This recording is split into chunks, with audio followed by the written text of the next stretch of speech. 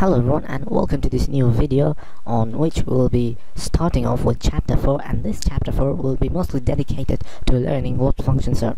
We have been looking at a function throughout our demonstrations that we knew as the alert function, which took one single parameter and it produced a value that we can see on our browsers. Now, functions are a way to reuse our codes. This is the first step of reusing codes. Now, in early programming languages, we did not have the ability or the advantage of using functions. Now, functions these days are very important because we don't want to duplicate our code or write them continuously rather than change them or alter them or manipulate them when we want to change a value, because that will become very tedious. Suppose you create all these variables inside your script. Now, what happens if someone asks you, or perhaps you created a project that only used such variables and you only used some built-in functions, and your client asks you that you need to change these values?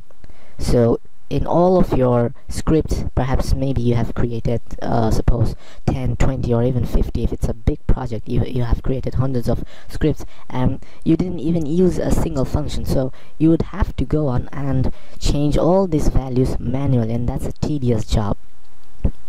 And function comes into help when we want to reuse our codes. So we only create a single block of code in which we can put something and it gives, suppose we put an input in here, and that block of code gives us an output every time we give this input. Now, this is relatively easy than typing all these variables and manipulating them when it's needed, because the advantage of using a function is that you only need to change those few lines of code and that's it. You don't even need to go through all of your scripts. You can only change the single script or the script in which your functions are contained. Now, let us first start with an example. Let us first look at what can be done with functions and how can functions be declared.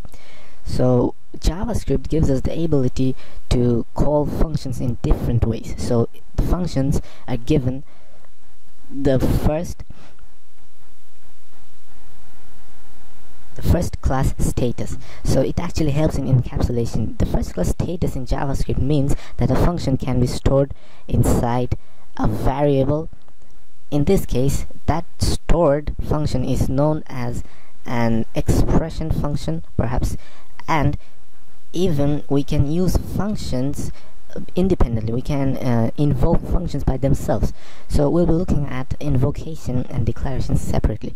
In this example, we have already invoked a function. So when we call a function and pass a value into it and it performs something and produces a result, we are invoking a function by itself. We are not storing anything, or we are not storing a function inside a variable.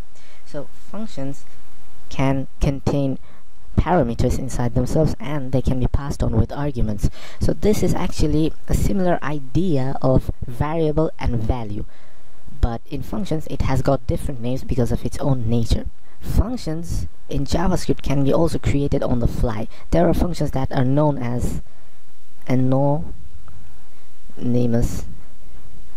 functions. So these anonymous functions are created, what we know as created on the fly. So what it really means, you don't even need to create an identifier, or you don't need to even assign a name for a function. You just need to call the keyword function and you define what that function does, and JavaScript immediately executes it and produces a result for you. So this is really helpful when we want to create or when we want to output a value hurriedly. So this anonymous functions comes into play in those cases, and this anonymous functions can also be stored inside variables. So JavaScript is actually a very flexible programming language. It's a language when it comes to syntaxes and functions. Now, these functions, the power of functions in JavaScript has also got an advantage of executing it whenever it's needed, in the sense that this one function can be passed as an argument to another function. So what this really means is that suppose you create a function that puts two numbers together and produces a result that gives us the sum of those two numbers. So we create a function like this, and we invoke it, and we actually pass this function into another function. We pass this function inside another function that can be named as, suppose, arithmetic. So summing, subtraction, multiplication, division, modulus, these are all operations that are contained inside arithmetic. So we create a function that is called as arithmetic, and we create another function that is known as sum. So we can pass this sum inside this arithmetic's parameter, and this will work fine, because the functions are given the first class status in JavaScript. So we have all sorts of flexibility of using functions in JavaScript. Now let us first start with function declaration. So a function is declared with the function keyword like this. So this function keyword, we have actually talked about this keyword in our previous video, in the last video of chapter 3. So if you haven't watched that, please refer back to that last video of chapter 3. So now let us get back to this topic. We started off with this function declaration. So the function declaration needs to come up with this keyword. First you need to call this keyword function, and then you need to give a name to your function, like this variable. Every variable that we created contained a programmer's defined name. So we define those names by ourselves. Now the function in here also needs to have their own name. So these names in programming perspective is called an identifier. Suppose we want to create a function that adds two numbers, so we can name it as sum. Now after we name this function, or we assign an identifier is essentially a name. In programming perspective, we call it an identifier. Now this sum needs to be followed with two brackets. These brackets can contain parameters, but it's optional. You can also exclude the usage of parameters from your function if it's a really simple function, but you can also use parameters to pass user defined values. We can also pass programmers defined values as arguments inside our parameter list that are contained inside the function. But as we have already talked about, this function or the parameters being optional, you can actually leave that sum function that we were talking about without any parameters. So this sum only executes a block of code that you define rather than taking any sort of value. Now we can pass any sort of functional values, any sort of usual codes inside this function, and this function can be called every time to execute those few lines of code that we have defined inside. So to include any sort of code, any sort of variables, or any sort of loops, we'll be talking about loops in the next chapter inside our function. If we want to include all of them inside this function, then we need to use this curly braces or curly brackets. This curly brackets tells the compiler that the body of the function is starting. This body of the function will contain the programmer's defined codes, or the codes, like we can include variables that may contain certain values. It may contain loops, or it may also contain a return statement that actually that can take all the finished up products or all the finished up values and return it to the DOM of the browser. Now this function can do a lot of stuff. We were talking about parameters and arguments. So parameters can be generally regarded as variables, and arguments can be generally regarded as values inside the function. So when we talk about functional programming, a parameter is the variable that we have already created.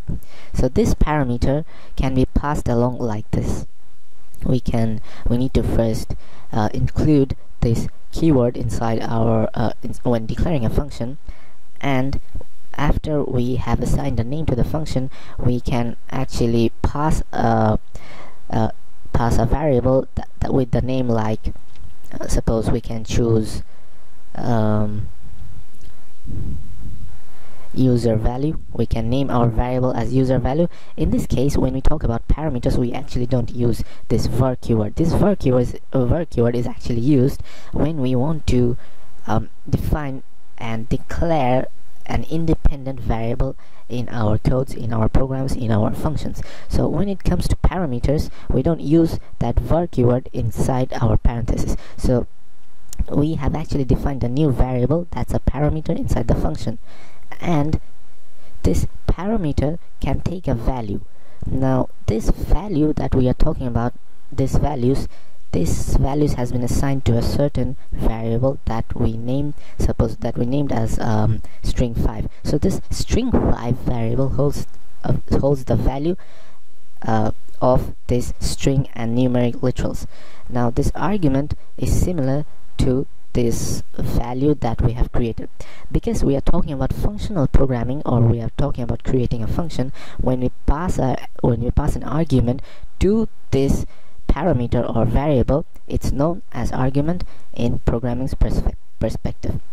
Now it's a different way to pass a value to a parameter. We don't usually go on writing the var keyword, then we don't declare a variable and assign a value to it directly inside our parenthesis of the function that we newly create.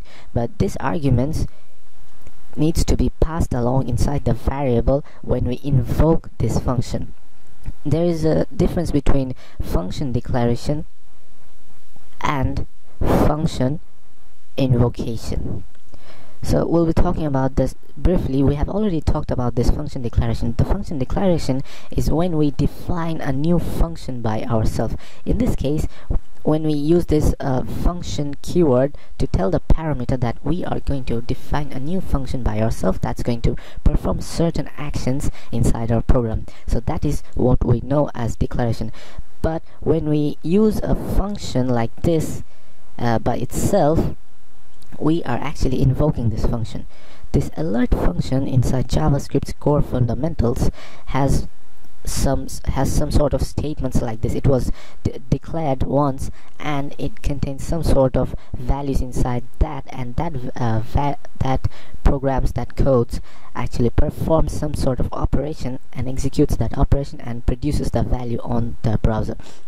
Now when we pass this parameter, when we pass this when we pass this argument to this parameter of alert, it took the value from this argument and it produced the value on the browser. Now what we have done in here is that this type of demo is actually an argument inside this alert function, inside this alert function invocation.